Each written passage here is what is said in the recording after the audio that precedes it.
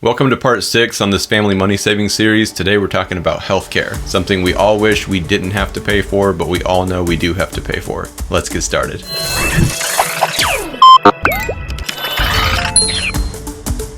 Please subscribe to stay tuned in this series and to see our other videos on money, minimalism, and travel. We publish a new video every week. Anytime we talk about cutting expenses, it's good to forget what you think you know. If you don't, you're gonna fall into the norm and we're gonna live life like everybody else, in debt and broke. There are better ways to do things. Health insurance is important and usually can't be skipped. Is there a way to make it cost less? Absolutely. Let's talk about it. First off, if you're currently paying for healthcare, look into your state's program and depending on your income level, see if you actually qualify for state healthcare. You may not have to pay for healthcare and you just didn't realize it because you didn't check. So you may be able to get free or greatly reduced prices on healthcare. Just look into that. And there are also plenty of alternatives to just basic health insurance. One alternative is healthcare sharing. Many companies offer a healthcare sharing plan. Basically, you pay it like regular insurance and share the cost of others' healthcare. I've only heard good things from the people I know who use Medi-Share, for example, a Christian healthcare sharing ministry, and there are other options like Christian healthcare ministries and Samaritan ministries. Another option is a health savings account. A health savings account or an HSA is a tax-advantaged medical savings account for U.S. citizens.